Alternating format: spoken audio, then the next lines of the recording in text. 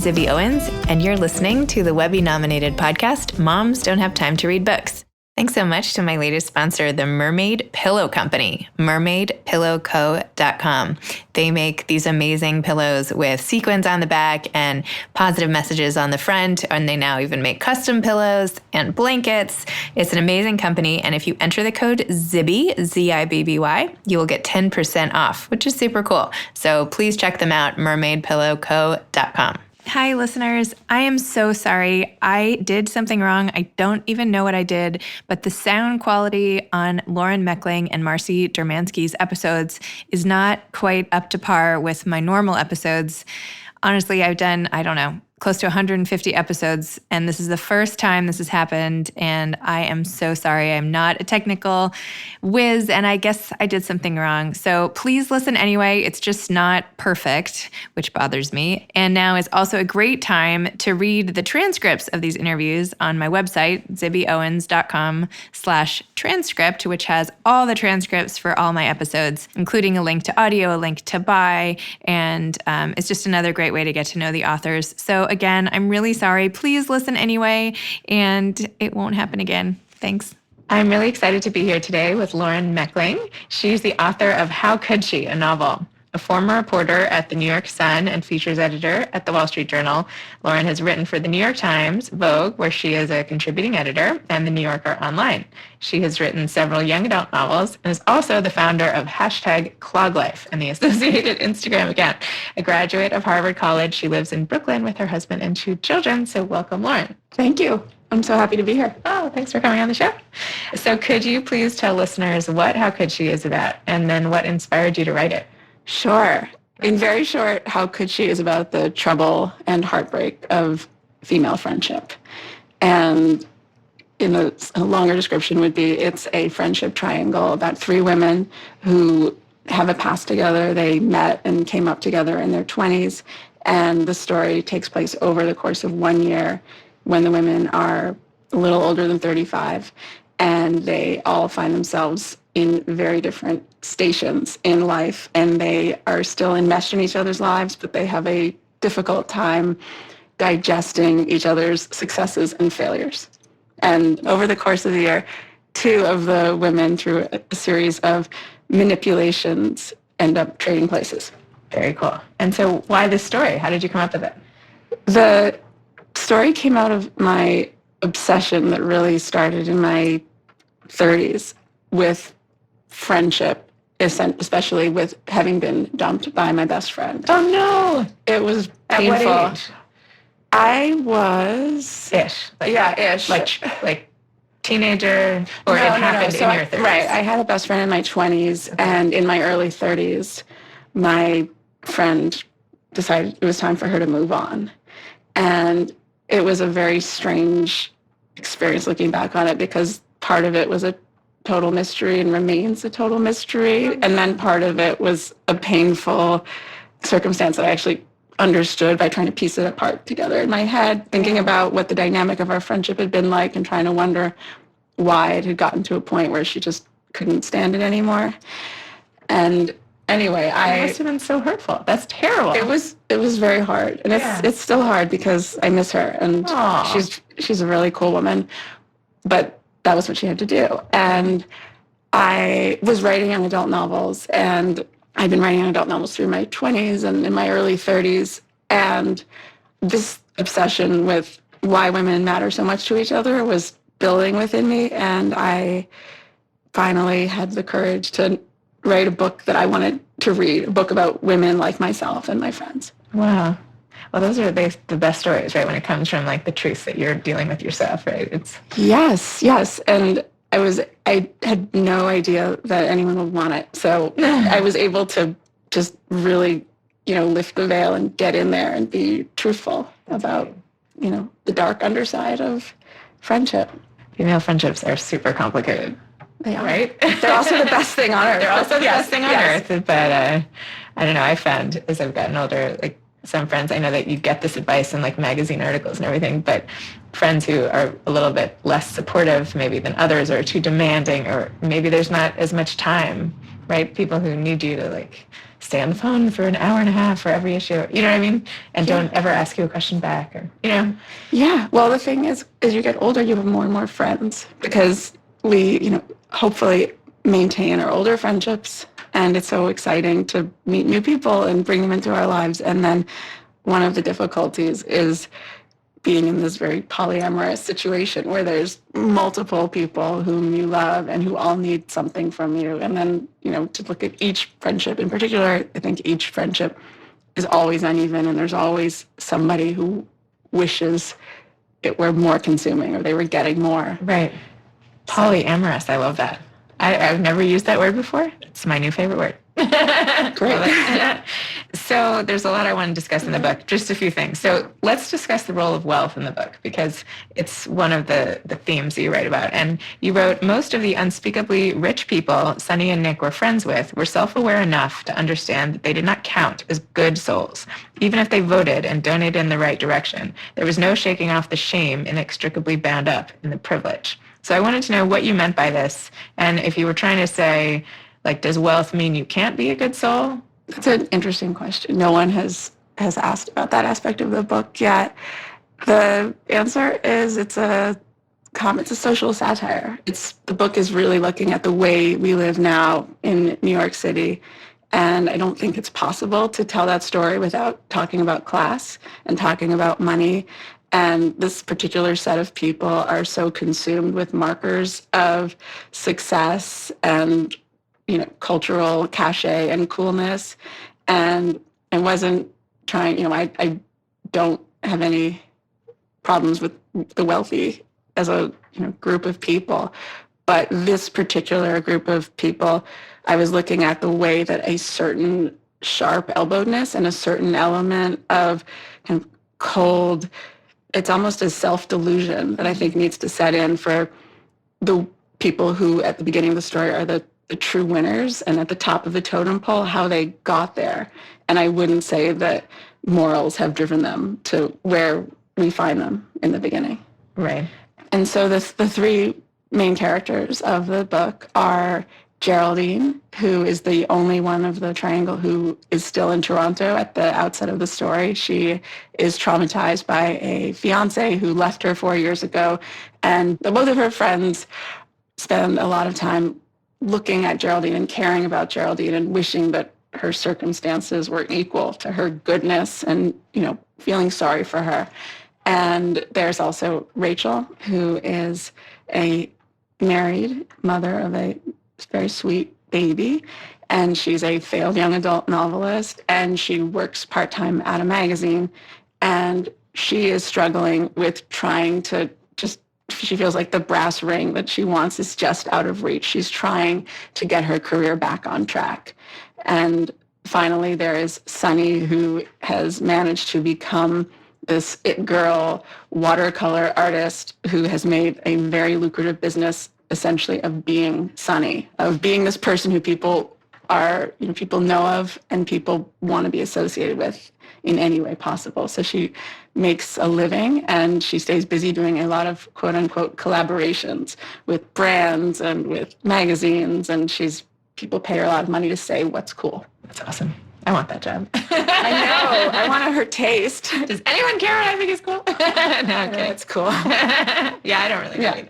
So another part of your book that I thought was really interesting and different is that you talk a lot about podcasts in the book, which, as somebody who hosts a podcast, I think it's pretty cool. You even have a moment where you have Jeremy whispering to Rachel, one of the three women, is it terrible that I don't listen to podcasts?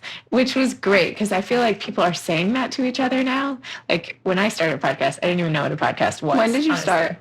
Like, early last year. Okay.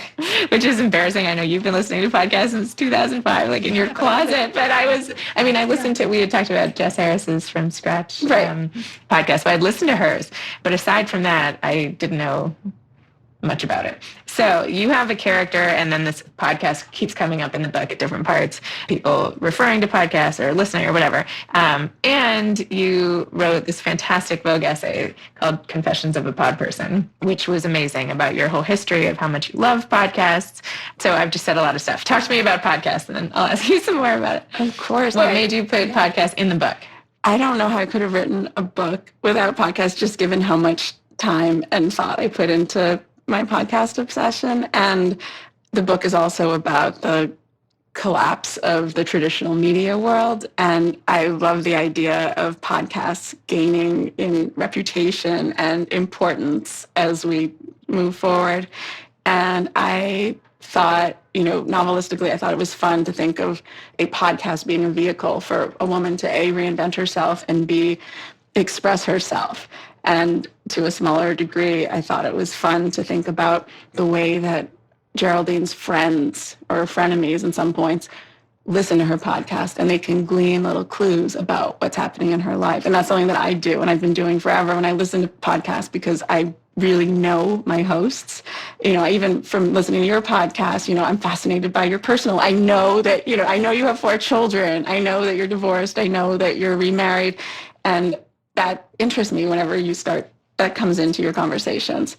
So I've been listening since, 2005, which I can date because I remember that was when Slate launched its political gabfest. And I was initially just fascinated by hearing the voices of the people whose articles I was reading.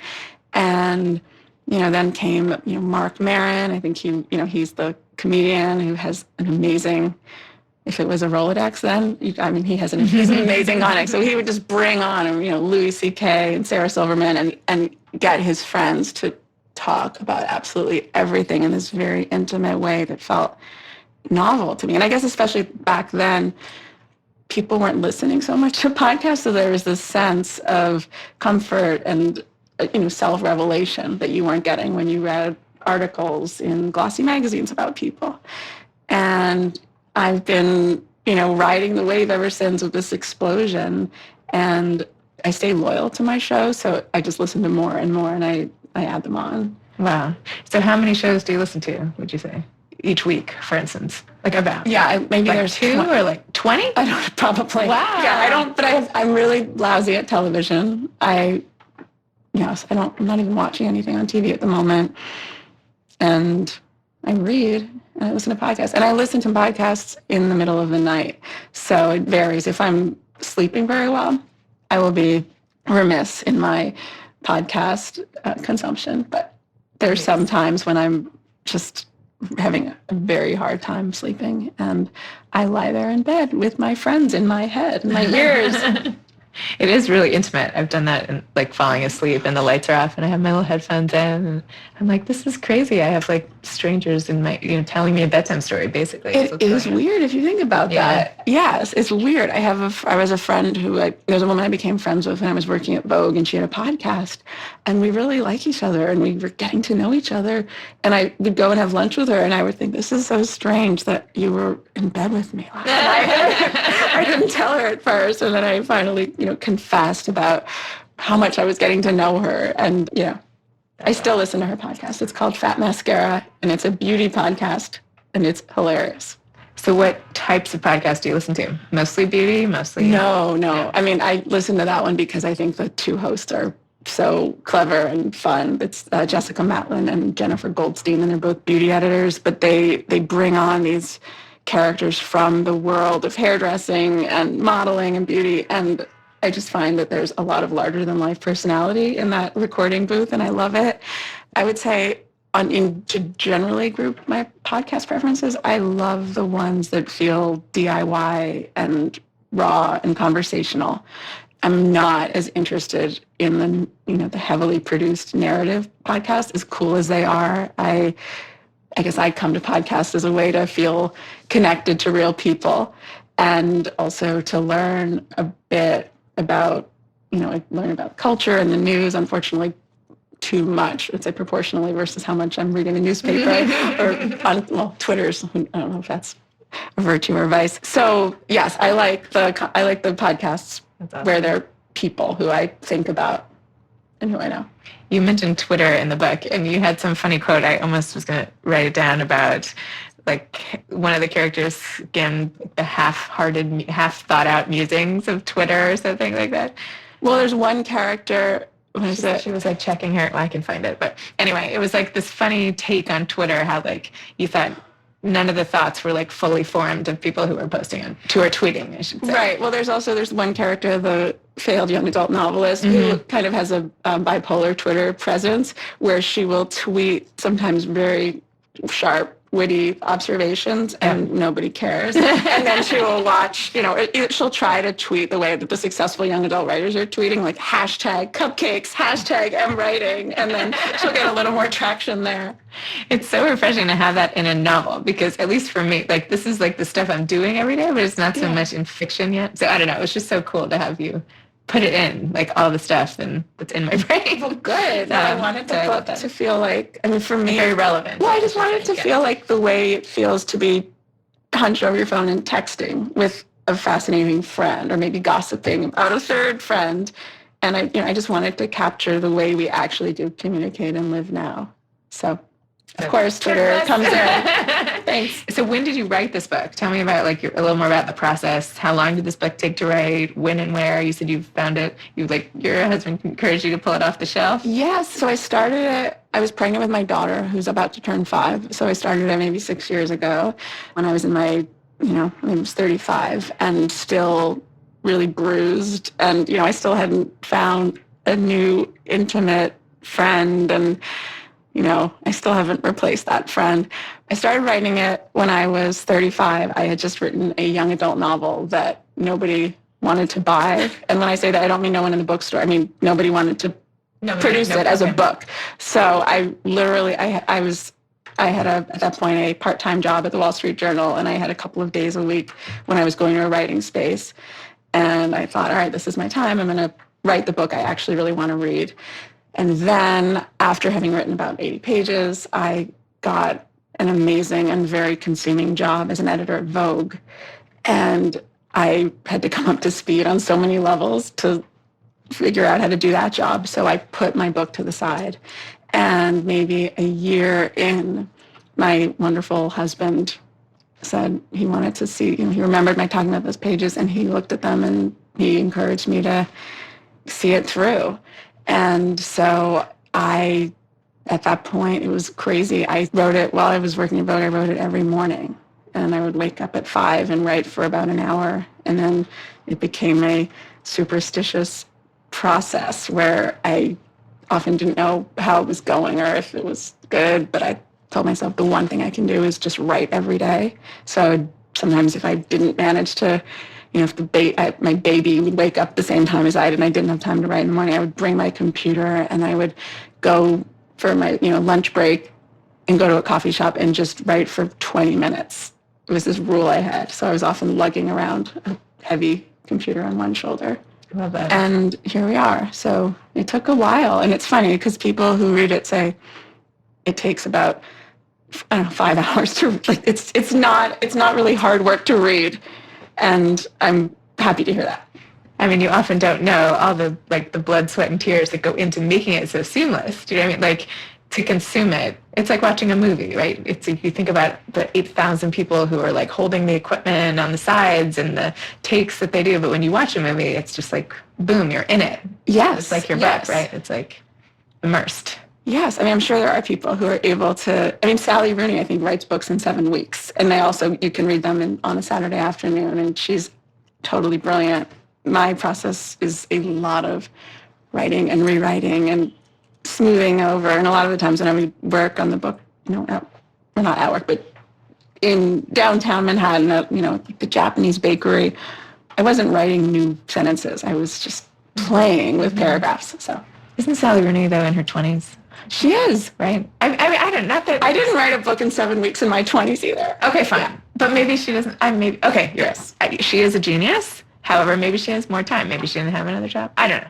I can delete this right too. No, it's fine. It's fine. Sally Rooney is more of a genius. No, this is how I feel about people who can get up and give speeches without any notes. If I ever speak in public, I like to have everything written out, every word. Because that's easy for me. It's easier for me to sit down and write the whole thing out. But if I have to say it, it's so much harder. So when I go to a speech or an event and I see someone stand up and basically speak in paragraphs. Isn't it marvelous? It's amazing. I know. I'm how do they do that? That's amazing. I was at a birthday party this weekend for my friend's 50th birthday, and suddenly it was all women. It was one of those wonderful, beautiful, all women gathering. And suddenly around 11 o'clock. So people had been drinking. But one by one, her friends just got to the front of the room and gave the most epic tributes to her. And they hadn't prepared them. No. Any time I give a speech at like a wedding, my own wedding, anybody, it's either printed out and like in my hand or I don't do it. I relate to that, yes. So tell me about hashtag clog life a little, which I know is away from the book, but you wrote this article in the New Yorker a while ago, and you talked about how you had just left your job. You were basically having tequila for breakfast, which... Yes, well, I didn't leave my job. My job left me. Okay, so I appreciate that, but it's fine. Okay. I was laid off. It's in the wonderful world of magazines, people get laid off, and... Was that your Vogue job that you were talking about? Yeah, so I was at Vogue for 3 years and change, and then I was not in Vogue, and I was like completely lost. I just remember just feeling like I was living an out-of-body experience because so much of my identity by that point had become working so hard at this incredibly intense magazine, and I just needed something, I guess, that was more grounded and more tangible to wrap all of my anxiety and confusion around. And for me, it became purchasing a pair of clogs, because at Vogue, one doesn't wear clogs. And I was home. I had boxes and boxes of the contents of my office, including all these high heels that I used to change into. And I figured, all right, I'm just going to become one of those cool women I see who have an amorphous line of work, and they just look so beautiful and creative, and they're floating around Brooklyn where I live, and they're always wearing clogs.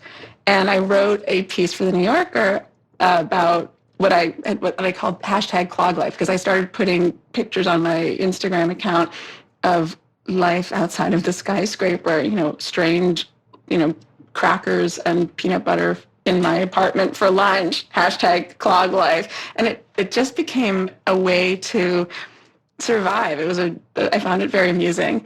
People didn't really understand what was happening. Someone thought I was starting a clog zine. I remember the woman who worked with the Vogue emailed me, she's like, do you have a new job now? And anyway, then the New Yorker article came out, and that actually resonated with people.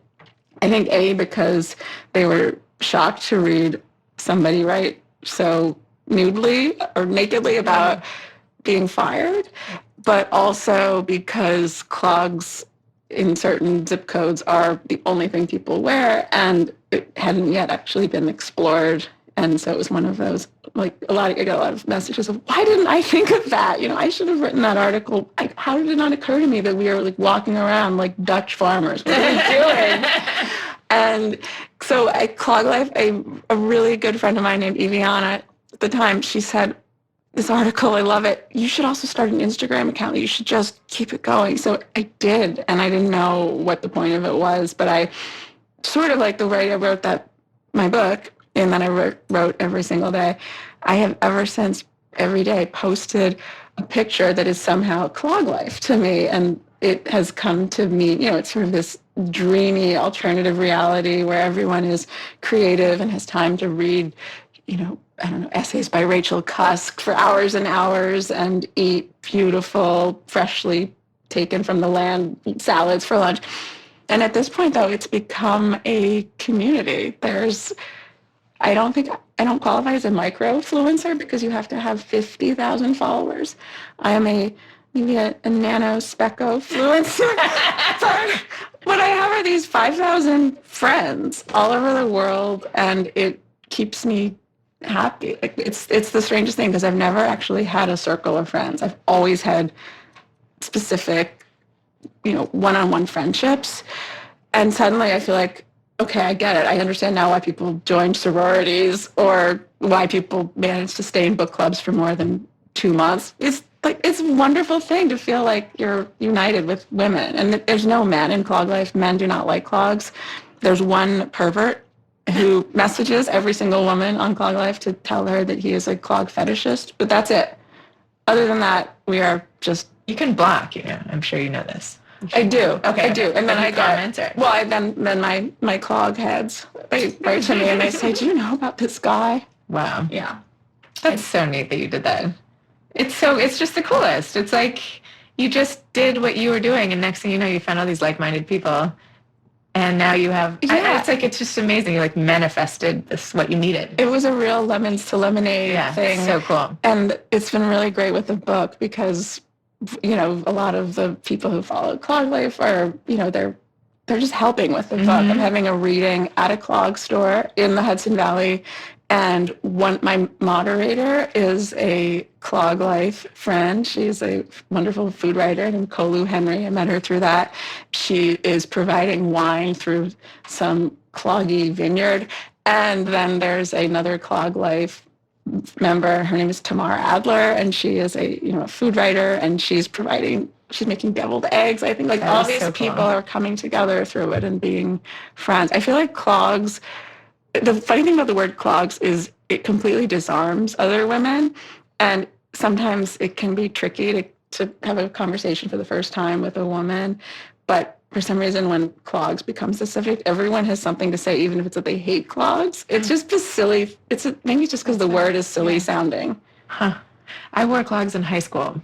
Great. These like black clogs with the wood bottom. They had like a little strap you could wear it behind, but I wore it on top. You know what I mean? Like, that was like the thing. I would wear it with like black jeans that I cut off at the bottoms. So you were a proto cloghead. A proto cloghead, but that was my last pair. I don't know. Then I went to like Doc Martens, and I followed like every trend at the time. And now I wear Vans. Like every day I wear Vans. That's why I was saying I want to start like hashtag Vans life, because maybe there's like a whole group of people out there. Oh, there is. Who only wear Vans. Like the moms who wear Vans. Not to be confused with van life, right? Right. Not living in a van. No, this is But Vans are very cool. I haven't gone over to the van side yet, but I understand that they have their own connotations, and I respect them. I don't even know what it means. I have to like dig into this deeper. What does it say about me as a person that I wear Vans now instead of like I almost never wear heels. Like almost never. It hurts my knees. It's like I'm running after the kids. I'm often literally running places because I'm often late these days. And I don't know. I'm like, I have to wear something. I honestly think that should be one of your next articles. Write great articles, and you should look into the Vans. Yeah, I think I will. And I was thinking, why did you not write a book about clog life? You must have been pitched that, or like that should be your next book.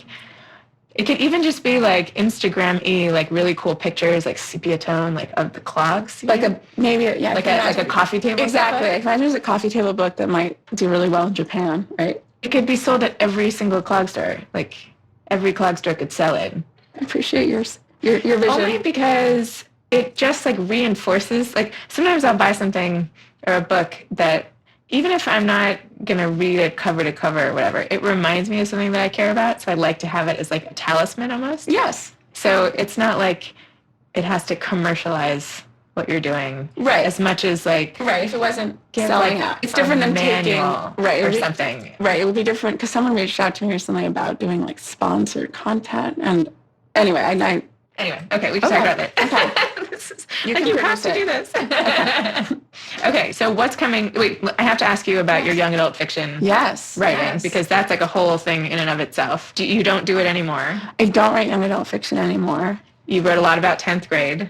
You had all these books. You had The Rise and Fall of a 10th Grade Social Climber, Dream Life. Then you had Foreign Exposure, A Social Climber Abroad, All Q, No A, More Tales of a 10th Grade Social Climber. That's right. What happened in 10th grade? Tell me about this social climbing situation. That's funny. 10th grade was really, really fun. It was actually too fun. And Where did you grow up? I grew up in Brooklyn, and I went to a small progressive school for my whole life until 9th grade. And then I got into Stuyvesant, which is like the math and science public school. And I was so excited to go and be new somewhere where everyone didn't know everything about me. I ended up really enjoying it to a degree where a psychologist was called in, and it was decided that perhaps it would be best if I returned to my small school in the neighborhood where I grew up, where I would be under a bit more supervision. And when I came back in 11th grade, I was sort of alienated. The kids from my school that I returned to didn't really want to accept me back. I think there was an element of, she left us, and I hadn't maintained ties as well as I could have. And anyway, so I went from being this this, wild city creature of the 90s to being I spent all my time in the library, and we had this amazing librarian who had the most adult literary fiction. Like she had a stack by the front of the library, and it was all the vintage contemporaries. So it was Less Than Zero and Mary Gateskill. So basically, I hung out and read a lot about sex workers who in the East Village, and my Mary Gateskill obsession was born. But anyway, I had a very emotionally intense adolescence. So it did lend itself to, fictionalization. And what happened was I was a journalist. I am a journalist, but I tried to get a newspaper job in London when I was in my mid-20s. And I went to London and met with all these newspaper editors, and they all looked at me like I was insane, and nobody thought that I needed to be the next voice of their generation. I came back to New York, but then I started getting assignments from British editors who needed someone to go do an interview in New York. And I was asked to go and interview Gossip Girl, which was not something I had ever heard of. But I went to Barnes & Noble, and I discovered this series, and it was delicious. And I called a friend of mine, Laura Moser, who is one of the most hilarious and women, and also just an amazing writer. And we'd always collaborated on creative things. And I said, should we try to write a comedy for teenagers? The stuff that they're putting out is totally different from the Paula Danziger and Babysitters Clubs that we grew up on. And we had so much fun with that. So that's how I started writing young adult fiction. So cool. And do your kids, is it still too old?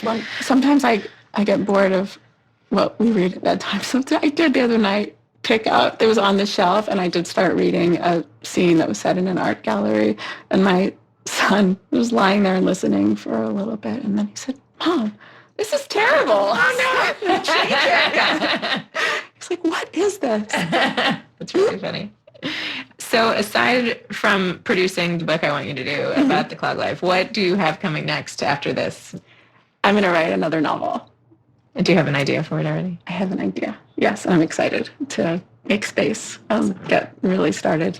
And you're still a contributing editor at Vogue, so does that mean you still go in? And I don't go in, but I write about books for them every month. So that takes a lot of time too. I spend a lot of time reviewing galleys of new books and figuring out what the column should be. And most of my columns are about several books, and I'm a very slow reader. I like to hear a book when I read. I like to imagine what it sounds like. So that's what I do. I split my time between writing about books, and I'm currently spending a lot of time putting a book out in the world, and then I will go back to writing another book. So when do you find all the time to read all the books?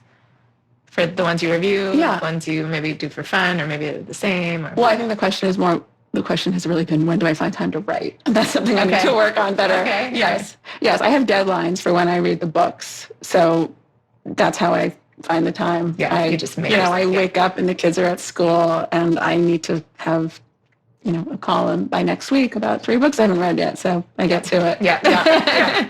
That's how I found time to read it. Like, if you make it like a thing, right? Like, I'm interviewing these people, I have to read these 5 books. Exactly. I'm going to do it. Like, oh God. Right? Like, yes. That's what I'm doing. But I do it because I love it, and I'm sure you love it too. Oh, it's the best job ever. Yeah. And before I was like, oh, I can't read. And reading to me was like getting a massage. I don't know, like, I'm going to sit on my couch and read in the afternoon? No, eating bonbons and reading a paperback. My dad always, what are you doing today? Like, sitting around eating bonbons? And so, like, every time in my head, I think that all the time. But when you make it into something, right? Yeah, then you have every excuse to do what you love. Yes. Reading or anything else, podcasts are wonderful for so many reasons. Do you have any advice for aspiring authors? The cliched advice is read a lot. And I will not say that. I will say be honest. Write something that you'd be a little scared of people seeing. It might be really good. Great. Yeah. Well, thank you so much for coming on Moms Don't Have Time to Read Books. Oh, thanks for having me. I love the show. Oh. It's so great to meet you in person. Thank you.